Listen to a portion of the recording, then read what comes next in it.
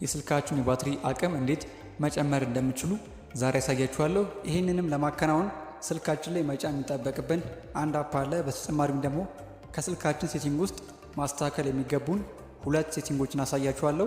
ፕሮግራሙን እስከ ፍጻሜው ድረስ ተከታተሉ። አፑን ወደ መጨረሻ ላይ ያሳያችኋለሁ። አሁን ሴቲንጎቹን ልጠቁማችሁ። በቀጥታ ወደ ስልካችን ሴቲንግ ውስጥ እንገባለን። ወደ ስልካችን ሴቲንግ ውስጥ እንደዚህ ከገባን በኋላ እዚህ ጋር ወርታች ወረድ ብለን ባትሪ ኤንድ ዲቫይስ ኬር የሚል አማራጭ አለ። እዛ ውስጥ እንገባለን። እንደዚህ ከገባን በኋላ ከላይ የሶስት ነጠብጣብ አለች፣ እሷን ክሊክ እናደርጋለን። ከዛም በኋላ አውቶሜሽን የሚል አማራጭ አለ፣ እሱን መርጣለን። ከመርጣችሁ በኋላ እዚህ ጋር የመጀመሪያው ላይ አውቶ ኦፕቲማይዝ ዴሊ የሚለው ወደ ውስጥ እንገባለን። እንደዚህ ከገባችሁ በኋላ ይሄኛውን ኦን ታደርጉታላችሁ ማለት ነው።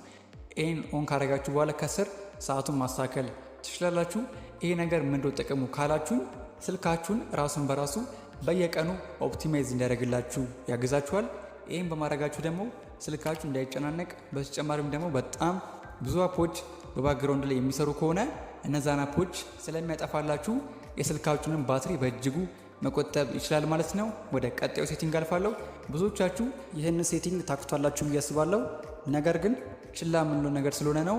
ግን እጅግ በጣም ለስልካችሁ ባትሪ ጠቀሜታ ስለሚኖረው ይህን ማለፍ አይገባችሁ ማለት ነው። ቀጣዩ ሴቲንግ ደግሞ ምንድነው?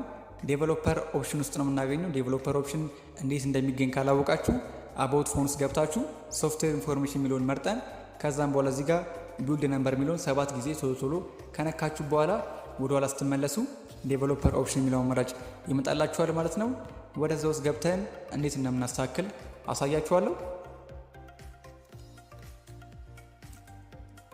እንደዚህ ከገባችሁ በኋላ እዚህ ጋር ባክግራውንድ ቼክ የሚል አማራጭ አለ።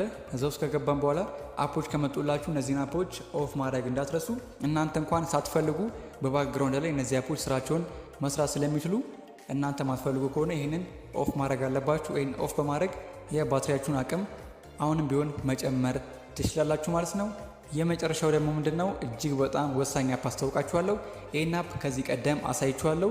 ሙሉ ቪዲዮ በተብራራ መልኩ ሊንክ ከታች አስቀምጥላችኋለሁ ዲስክሪፕሽን ቦታ ላይ፣ እሱን መመልከት ትችላላችሁ። እንዲሁም ደግሞ ከላይ ካርዷን መክታችሁ መመልከት ትችላላችሁ።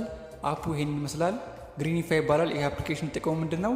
ስልካችሁ ላይ ብዙ አፕ ጭናችሁ ነገር ግን የተወሰኑ አፖችን ብቻ የምትጠቀሙ ከሆነ ሌሎቹ ማጠቀሟቸውን አፖች እንዲዘጋላችሁ ለማድረግ ነው። በባክግራውንድ ላይ እንዳይሰሩ ለማድረግ የሚረዳ እጅግ በጣም ወሳኝ አፕ ነው። በዚህ አፕ ተጠቅማችሁ ስልካችሁን የባትሪ አቅም መጨመር ትችላላችሁ ማለት ነው። በቀጣይ ቪዲዮ በአሪፍ መረጃ እስከምንገናኝ ድረስ ቻው።